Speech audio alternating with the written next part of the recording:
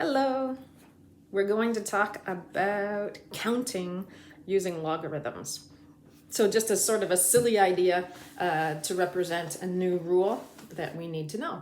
So when we're young, we learn to count with the counting numbers, 1, 2, 3, 4, 5, and so on. Okay, that's what we're going to talk about today. How can we represent those numbers using a logarithm? Okay, so if we think about log base 10 of 1, we can poke that in our calculator to see what that answer is. Okay, so you could do that, and you'll end up with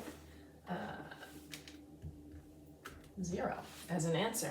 Okay, so log base 10 of 1 is equal to 0. We could do the same thing with log base 10 of 10. Poke that in our calculator, see what the answer is. It's going to be 1. Do the same with log base 10 of 100. That's going to give us an answer of 2. And you can probably guess what log base 10 of 1,000 is going to give us now. It's going to give us the number 3. So basically today's lesson is about understanding that you can manipulate numbers like we've been manipulating numbers in lots and lots of different ways by solving equations. We've been doing that for a long time. If we add fractions with different denominators, we get a common denominator. So we change what that one of them, at least one of them, maybe both of them look like in order to be able to add them together. But the value of them stays the same, doesn't change. So just like 0 can be represented as log base 10 of 1. Okay, so lots of different ways we can represent numbers. Okay, in your formula booklet, you'll see again that this little rule or trick is given to you in this form. Log base a of a to the power of x will always be equal to x.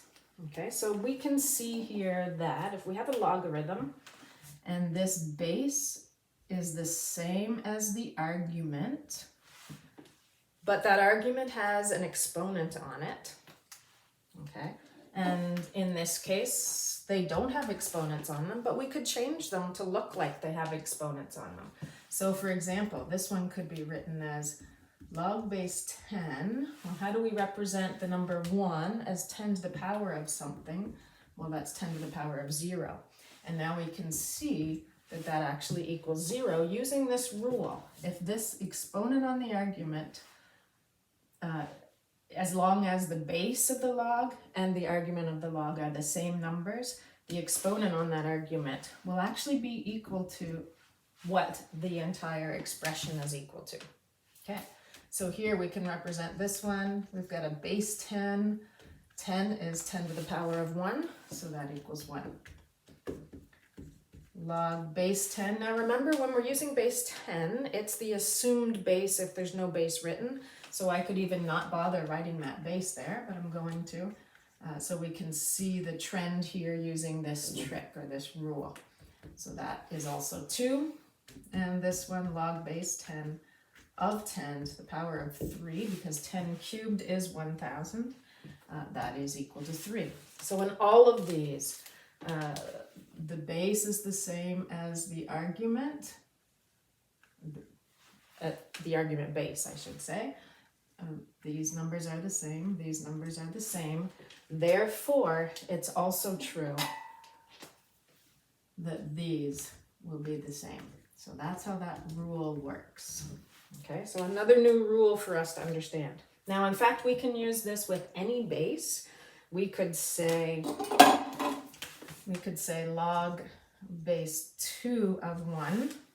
Okay, so how can we represent, maybe this is one of these just whole numbers.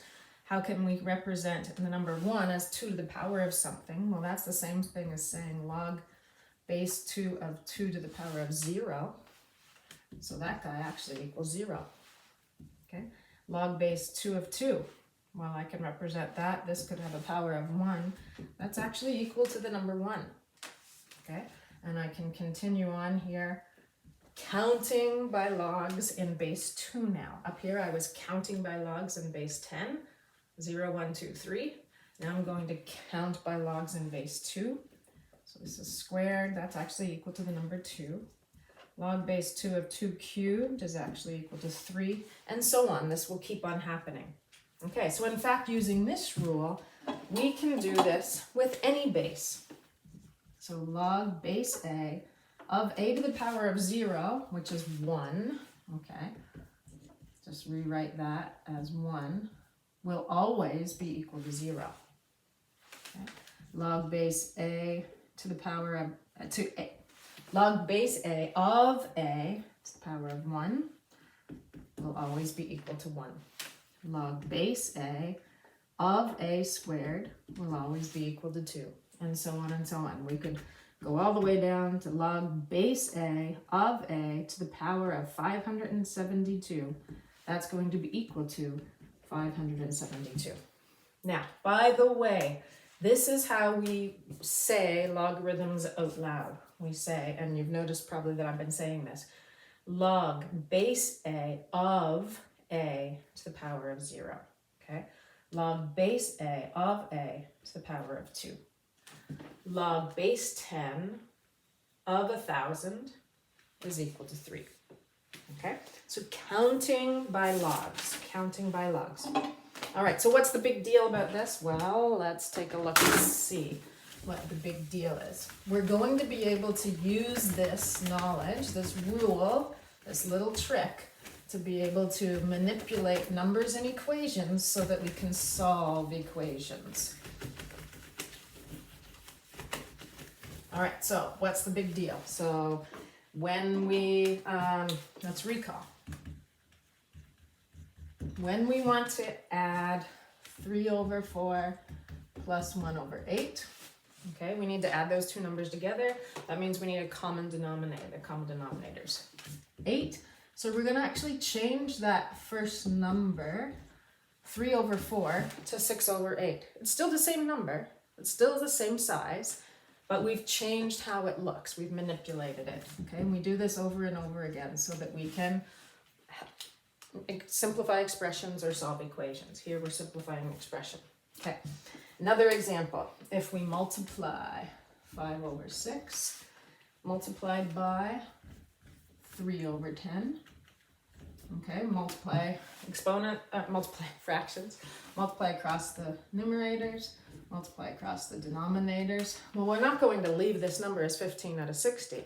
That's the same as 1 out of 4. Has the same value, it's the same size, but we like to simplify things. So we use manipulating numbers to simplify things as well. Okay, so now let's talk about logarithms. If we have log base 4 of 16 in an expression or in an equation, we need to be able to recognize that there's a more simple way to represent that. We could represent that as log base 4 of 4 squared, and now using this rule of log base a of a to the power of x equals x, we can see that base and that argument base are the same. Therefore, this is just equal to the number 2, and that's really going to simplify things as we go along. Okay, so here's a few practice. Let's see, we've got a log base 11 of 11 is equal to x. Find what x is. We've got log base 5 of p equals 1. Figure out what p is. We've got log base q of 3 equals 1. Figure out what q is. So based on this rule, we can figure out what x is here, what p is here, and what q is here. Okay, so we think about log base 11 of 11. What's the power on that 11? These 11s are the same. So that power is 1. That's going to equal 1. Okay, so that's what we're thinking. Therefore, we know x is equal to 1. Here, we're going to think log base 5 of, we need 5 to the power of something, and that something has to be equal to 1. Okay, so this is what we're thinking. Okay, so therefore, p in this case is equal to 5. 5 to the power of 1, which is 5. Over here, we're thinking again of this rule, log base q. Okay, well, we want that base to be 3 because 3 is already simplified. 3 of 3 equals 1. Okay, that's what we're thinking. Therefore, Q has to be 3 in this case. All right. There we have it. So what's the main takeaway? The main takeaways here are this guy. Okay, going to be very, very useful for us. And then using that guy, we can also see what numbers are equal to 0 and what numbers are equal to 1. So log any base, if we have a to the power of 0, so if we have 1 there, that's always going to be equal to 0 because we can represent the number 1 as a to the power of 0.